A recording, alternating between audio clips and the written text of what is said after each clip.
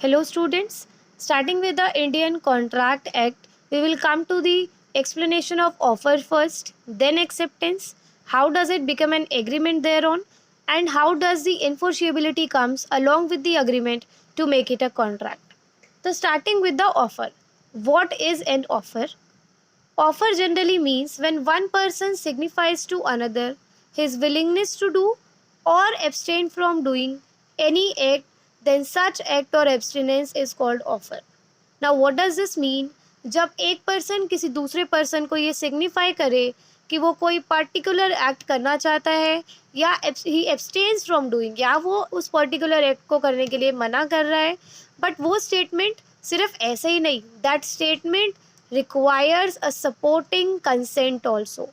The person making the offer requires an answer from the person to whom the offer is made. Now this was offer.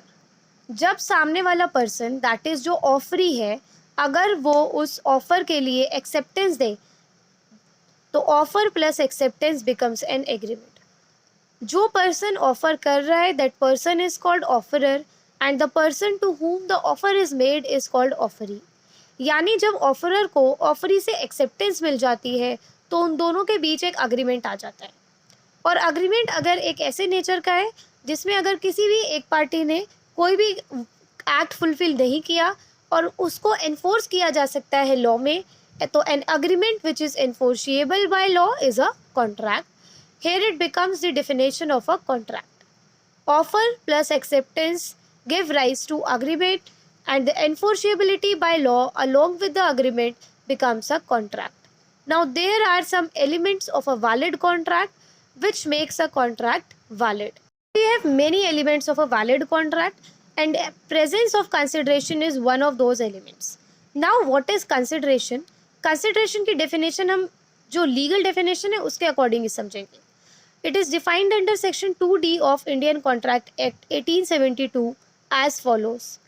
When at the desire of promisor, the promisee or any other person has done or abstained from doing, does or abstains from doing, promises to do or abstain from doing an act, such an act is called consideration. Now going by the meaning of consideration, when at the desire of promisor, मतलब जो promise कर रहा है, जो person promise कर रहा है उसके डिजायर पे कंसिडरेशन मूव होनी चाहिए. Who is promiser? The person who makes a promise is called a promiser. यानी कंसिडरेशन किसकी डिजायर पे मूव होना चाहिए? प्रॉमिसर के डिजायर पे मूव होना चाहिए. We have many case studies to support this statement जो हम अभी आगे पढ़ेंगे.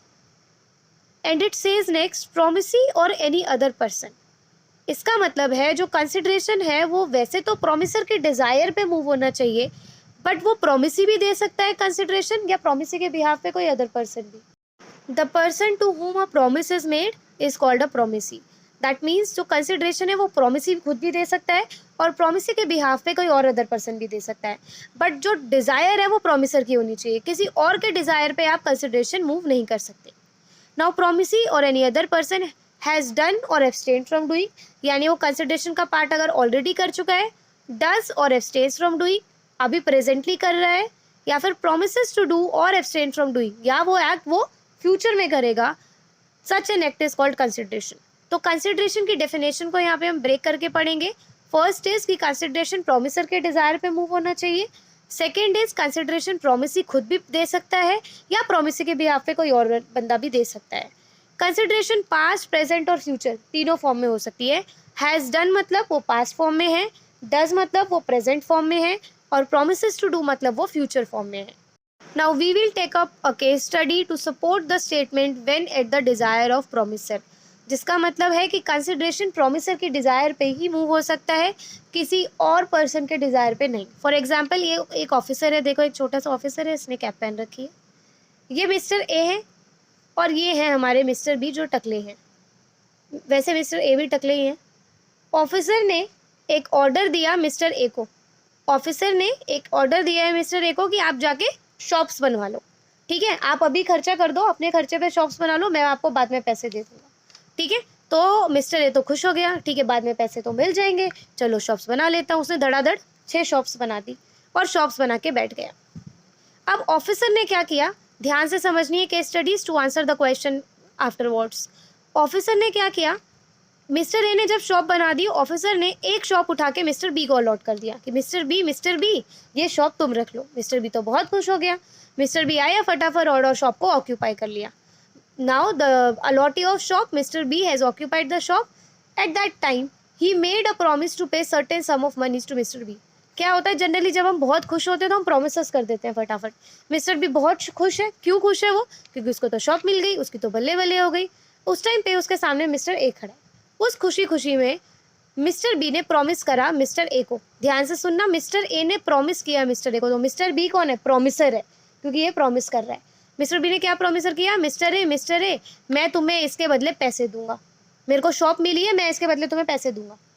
प्रॉमिसर कौन है, मिस्टर बी। प्रॉमिसी कौन है, मिस्टर ए, क्योंकि किसको प्रॉमिस किया जा रहा है, मिस्टर ए को। मिस्टर ए ठीक है भाई, दे देना पैसे। फिर एक दिन गए, हो गए भाई 4-5 दिन इस बात को। मिस्टर ए गया मिस्टर बी के पास, मिस्टर बी लाओ मेरे पैसे दे दो। मिस्टर ए बी ने बोला केड़े पैसे, बोला अरे तुमने प्रॉमिस नहीं किया था मेरे को कि तुम पैसे दोगे। मिस्टर बी ने बोला हाँ। तो जब मिस्टर ए मिस्टर बी के पास पैसे मांगने गया, मिस्टर बी ने बोला कौन से पैसे। मिस्टर ए ने बोला अरे तुमने तो प्रॉमिस किया था ना कि तुम मुझे पैसे दोगे, लाओ दो मेरे को पैसे।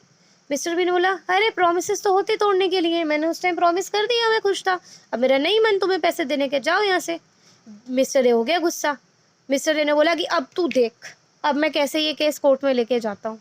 मिस्टर ए गया और वो केस को कोर्ट में लेके गया। उसने जज को बोला, जज साहब मिस्टर बी ने मेरे को प्रॉमिस किया था, देखो मेरे पैसे नहीं दे रहा, मेरे पैसे दिलवा दो ना।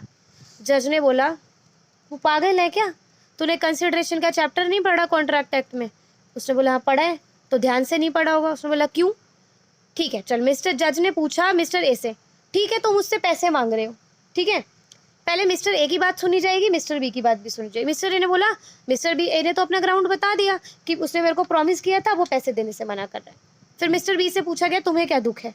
मिस्टर बी ने बोला ऐसा है, ये आदमी मेरे से पैसे मांग रहा है, इसके बदले में ये को क्या दे रहा है मुझे, कंसिडरेशन तो दोनों पार्टी से मूव होनी चाहिए ना, अगर मैं इसको पैसे दे दूं चलो, ये क्या दे रहा है मुझे। मिस्टर ए ने बोला मैंने तुम्हें शॉप दी तो, ठीक है। उसने बोला तू शॉप मुझे तूने थोड़ी ना दी, शॉप किसने दी, ऑफिसर ने दी, ये ग्राउंड तो कैंसिल ही हो गया मिस्टर ए का। फिर उसने बोला कि अच्छा शॉप मैंने तुमको दी नहीं, बनाई तो मैंने थी। उसने बोला मेरे कहने पे बनाई तूने, प्रॉमिसर के डिजायर पे तो बनी नहीं है, मैं तो प्रॉमिसर हूँ, मैंने तुम्हें प्रॉमिस किया पैसे देने का, बट मेरे डिजायर पे कहाँ बनी शॉप, तो shop is made at the desire of officer, promiser के डिजायर पे नहीं बनी। और कंसिडरेशन में इट इज क्लियरली मेंशन कि जो कंसिडरेशन है वो किसके डिजायर पे वो होनी चाहिए। तो मिस्टर बी का ग्राउंड करेक्ट माना गया कि वो कंसिडरेशन अगर दे रहा है तो मिस्टर ए इंटर्न कुछ नहीं दे रहा, और ना ही उसने ये शॉप उसके डिजायर पे बनवाई, तो ये केस कौन जीत जाएगा, mister B. Now moving to the case analysis of same case discussed.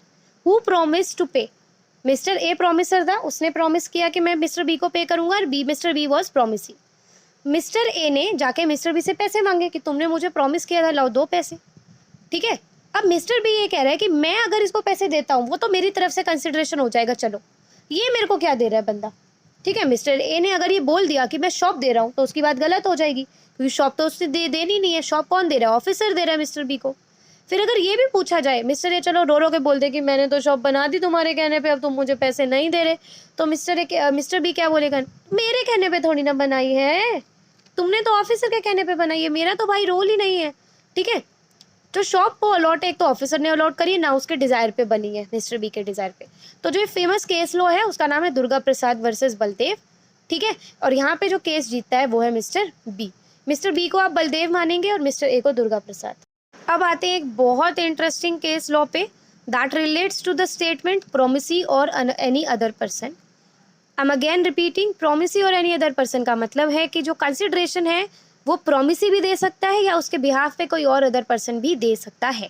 और प्रोमिसी कौन है, जिस पर्सन को प्रॉमिस किया जाता है। इस फेमस केस लॉ का नाम है चिनैया वर्सेस रामैया।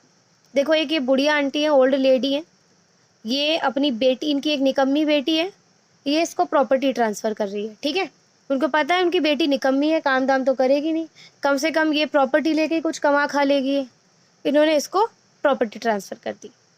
देखो बेटी निकम्मी तो है और चालू और बदतमीज़ भी है साथ में, इसलिए इस बेटी को, उसको पता था इसको फ्री फंड का कुछ भी देना भारी पड़ सकता है। उसने बोला ले बहन, ले बेटी ये प्रॉपर्टी ले, बट इसके बदले अपनी मौसी यानी मेरी बहन जो काफ़ी बूढ़ी हो चुकी है, तो उसको हर महीने कुछ फिक्स अमाउंट देती रही हो। मैं तुझे पैसे दे रही हूँ ना, तो इतना तो कर सकती है, भले ही निकम्मी है, 10,000 रुपये कुछ भी हो, फिक्स्ड अमाउंट देगी। उस टाइम तो खुश हो गए कि प्रॉपर्टी मिल रही है, माँ को मना कैसे करूँ। उसने बोला ठीक है दे दूंगी, एक बुढ़िया ही तो है। वो मान गई। ये रही मासी, देखो मासी काफ़ी भोली है, आप देख सकते हो मासी।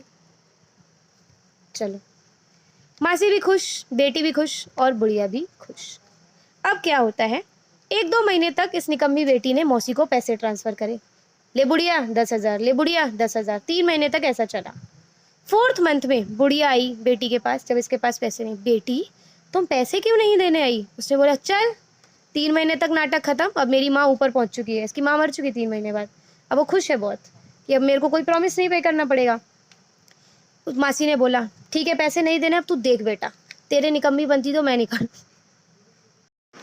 मासी को गुस्सा आ चुका है, वो इस बेटी के केस को कोर्ट में लेकर जाएगी और इसकी सारी निकम्मीपंती निकाल देंगी। अब मासी को देख ले, मासी थोड़ी नाराज है, मासी के शॉर्ट हेयर है।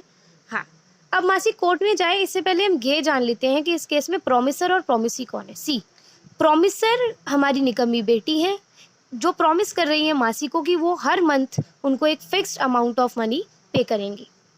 बट मासी को उसने 4th मंथ में कोई पेमेंट नहीं करी। मासी गई कोर्ट में।